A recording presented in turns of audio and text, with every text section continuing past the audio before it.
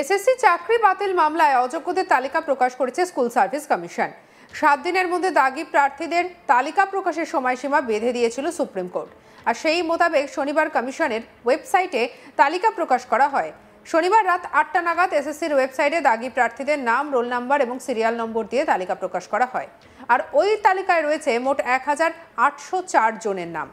অযোগ্যদের তালিকা প্রকাশ হতেই ফাঁস হচ্ছে একের পর এক নাম। তালিকায় রয়েছে তৃণমূল কাউন্সিলরের নাম প্রকাশ হতেই মুখ খুলেছেন তৃণমূলের কাউন্সিলর, আর তাতে করে বিপাকে পড়েছে শাসক দল। সুপ্রিম কোর্টের নির্দেশে অযোগ্য শিক্ষক শিক্ষিকাদের নামের তালিকা প্রকাশ করেছে এসএসসি, আর সেই তালিকায় নাম রয়েছে দক্ষিণ 24 পরগনার রাজপুর সোনারপুর পুরসভার 18 নম্বর ওয়ার্ডের কাউন্সিলর কুহেলি ঘোষের। জানা গিয়েছে তিনি রাজপুরের একটি স্কুলে শিক্ষকতা করতেন, কিন্তু আদালতের নির্দেশের পর তার চাকরি যায়। আর এবার অযোগ্যদের তালিকায় তার নাম থাকায় চাঞ্চল্য ছড়িয়েছে সোনারপুর এলাকায়।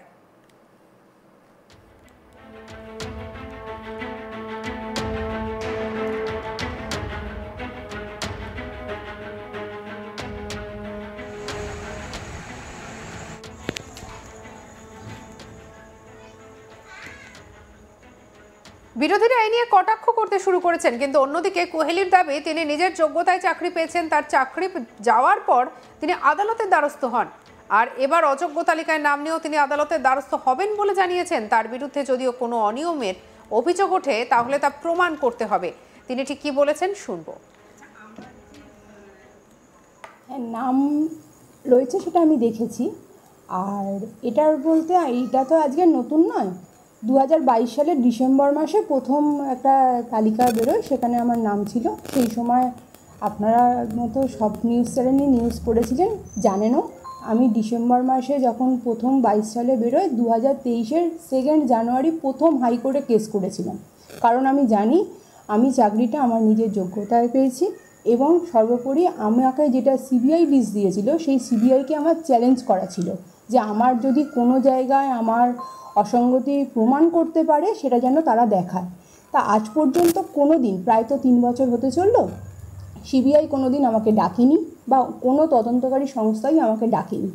তাদের কাছে পরিষ্কার বলা ছিল আমার কেসটা প্রথমে সিঙ্গেল বেঞ্চ হয়, তারপর ডিভিশন বেঞ্চে যায়। ডিভিশন বেঞ্চে দেবাংশুবাবু যে অর্ডার দিয়েছিলেন সেই অনুযায়ী আমার যিনি অ্যাডভোকেট ছিলেন শঙ্কর প্রসাদ দলপতি, তিনি স্যার হচ্ছেন পুরো, আপনারা দেখেওছেন যে আমার হয়ে যে আর্গুমেন্ট করেছেন। কারণ সেখানে ডিভিশন বেঞ্চে 3টে ক্যাটাগরি ভাগ করে দেওয়া হয়েছিল, সেই ক্যাটাগরি অনুযায়ী কারা টেন্টেড পরিষ্কার ছিল। এবং সেই রায়টাই পরবর্তীকালে যখন 2025-এর 3 এপ্রিল সুপ্রিম কোর্টের আবার রায় বেরোলো, সেই রায়টাই কিন্তু বহাল ছিল। মানে কারা টেন্টেড এটা আলাদা করে আর বলার কিছু ছিল না। এর মধ্যে আমাদের অনেক সময় চলে গেছে, আবার আমাদের সকলের পুরো 26,000 মানুষের চাকরি বাতিল হয়েছে। তারপরে রিভিউ পিটিশন হয়, রিভিউ পিটিশনও সেখানে মান্যতা পায়নি, মানে খারিজ করে দেওয়া হয়েছিল। তারপর নতুন করে আবার এসএলপি করা হয়, এবং সেই এসএলপি অনুযায়ী শুনানি চলছে। গতকালই আমরা জানতে পারি যে আবার এসএসসিকে নির্দেশ দেওয়া হয়েছে যে এই তালিকা প্রকাশ করার জন্য। তাই সেই তালিকায় আমার নাম আছে, কিন্তু কেন নামটা আছে আমি এখনও আমার কাছে ক্লিয়ার নয়। কারণ আমার বিরুদ্ধে কোনো অভিযোগ হওয়া মানে আমাকে তো অভিযোগটা প্রমাণ করে দিতে হবে যে আমি সেইটা করেছি কি না। আজ পর্যন্ত কেউ আমাকে ইডি, সিবিআই, যে কোনো তদন্তকারী সংস্থা, আমি হাইকোর্টে দাঁড়িয়ে বলে এসেছিলাম যে আজকের কেস ফাইল করলাম 2023-এর 2 জানুয়ারি, যে কোনো তদন্তকারী সংস্থা এসে আমাকে প্রমাণ করে দিক আমি কোনো অন্যায় করেছি, আমি কোনো দুর্নীতির সঙ্গে যুক্ত আছি। আজ পর্যন্ত কেউ ডাকেনি। অনেক ক্যান্ডিডেটকে আমি শুনেছি সিবিআই ডেকেছে, তাদের ইন্টারোগেশন করা হয়েছে, আমাকে কিন্তু করা হয়নি। তাই আজকের আবার নতুন করে যে, আর ইন বিটুইন সবচেয়ে মজার ব্যাপার, আমার আমি আগে প্রাইমারি টিচার ছিলাম, প্রাইমারি রেজিগনেশন দিয়ে আমি হাই স্কুলে জয়েন করি। ইতিমধ্যে যারা সুপ্রিম কোর্টের অর্ডার ছিল, যারা প্রিভিয়াস সার্ভিস করতো তাদের 3 মাসের মধ্যে ফিরিয়ে দেওয়া হবে। সেই মোতাবেক আমাদের ডিআই অফিসে আমার নাম আসে, এবং আমি আমার সমস্ত কাগজপত্র ডিআই অফিসে জমা করি। সেখানে আমার ডিস্ট্রিক্ট আলিপুর ডিআই, দক্ষিণ 24 পরগনা থেকে আলিপুর ডিআইতে গিয়ে আমার জমা করে আসি প্রিভিয়াস সার্ভিসের জন্য, যাতে আমি প্রাইমারিটা পুনরায় জয়েন করতে পারি। তারপর আমাদের ফর্ম ফিল আপও করানো হয়েছে, অ্যাডমিট কার্ডও এসেছে। রাতারাতি কালকে সন্ধ্যেবেলা একটা অ্যাডমিট কার্ড, একটা, অবশ্যই 2টো নয়, কেন জানি না, কারণ সেটা তার দায়ও আমার নয়। এখানেই শেষ নয়। কুহেলি ঘোষ দাবি করেন, আমি আগে প্রাইমারিতে চাকরি করতাম, পরে আমি হাই স্কুলে চাকরি পাই। আমি যদি ট্যালেন্টেড হই তাহলে আমি কেন এরকম কাজ করতে যাব? আর যদি আমি টেন্টেড হই তাহলে কেন ফর্ম ফিল আপ করার সুযোগ দেওয়া হলো, কেন অ্যাডমিট কার্ড এলো, আবার তা রাতারাতি বাতিলও করা হয়েছে? এর উত্তর আমার কাছে নেই। আমি আমার সমস্ত ডকুমেন্ট ডিআই অফিসে দিয়ে এসেছিলাম যাতে আমি প্রাইমারিতে আবার ফিরে যেতে পারি। তিনি সাফ জানান সোমবার তিনি হাইকোর্টে ফের কেস ফাইল করবেন। কি বলেছেন শুনবো। আমার বিরুদ্ধে অভিযোগ একটা হলো, সিবিআই লিস্টে নিশ্চয়ই নাম আছে, আমি নিশ্চয়ই স্বীকার করছি, কিন্তু কেন হলো বা কে করলো আমি তো নিজে গিয়ে করিনি। আমি সাধারণ সবাই যেমন পরীক্ষা দিয়েছি, আমি পরীক্ষা দিয়েছি, ইন্টারভিউ দিয়েছি, চাকরি পেয়েছি এবং আমার প্রথম প্যানেলে আমার যখন যে ফার্স্ট প্যানেলে আমার মানে চাকরিতে আমি জয়েন করি। কিন্তু এখানে যখন সুপ্রিম কোর্টের অর্ডার অনুযায়ী এক্সপায়ারি প্যানেলকে তারা কিন্তু চাকরিতে বহাল আছে, অথচ আমরা প্রথম কাউন্সিলিংয়ে জয়েন করেছি।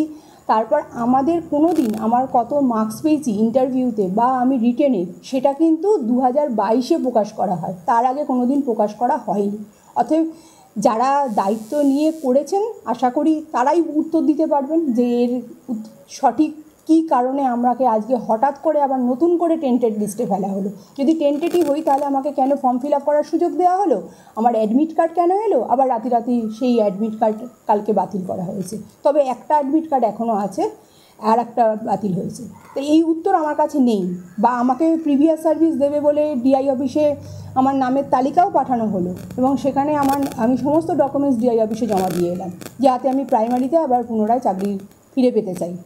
সেটা সরকারের নির্দেশ মতোই এবং আমাদের কমিশন, সরকার বলবো না, কমিশন থেকে আমাদের জানানো হয়, বিকাশ ভবন থেকে আমরা সমস্ত ডকুমেন্টস জমা করি এবং সেই ডকুমেন্টসের ভিত্তিতে ডিআই অফিস আলিপুর ডিআইতে গিয়ে সমস্ত কিছু জমা দিয়ে এসেছিলাম। তারপর থেকে সেটার তো কোনো প্রসেস হয়নি, আর তার মধ্যে এই রাতারাতি আবার নতুন করে লিস্ট বের হয়েছে।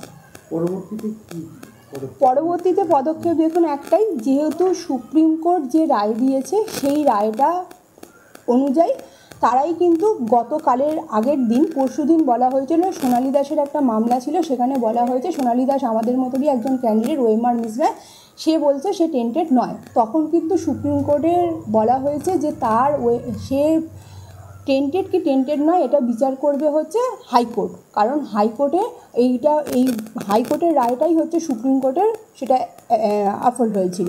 তা সেক্ষেত্রে আমরা ওই জন্য আমি আমার উকিল যিনি ছিলেন শঙ্কর প্রসাদ দলপতি, ওনার সঙ্গে কথা বলি এবং আমার কেসটা যেহেতু পেন্ডিং ছিল সেই কারণের জন্য পুনরায় যে এই 3টে ক্যাটাগরির মধ্যে আমার ফুল ওএমআর, আমার 55টাই অ্যান্সার দেওয়া আছে এবং আমার সিবিআইকে চ্যালেঞ্জ করা ছিল, আমার কোনো আউট অফ দ্য প্যানেল বা র্যাঙ্ক জাম্প এগুলো কোনোটাই আমি কোনো ক্যাটাগরির মধ্যে আমি পড়ি না। তাই পুনরায় আবার আগামী সোমবার আমি হাইকোর্টে আবার নতুনভাবে কেস ফাইল করছি। দেখা যাক বিচারে, আশা করি সঠিক তথ্যটাই উঠে আসবে। সঙ্গে রাখুন আজ তাক বাংলাকে অন্যান্য খবরের জন্য লাইক, কমেন্ট, শেয়ার, সাবস্ক্রাইব করতে ভুলবেন না।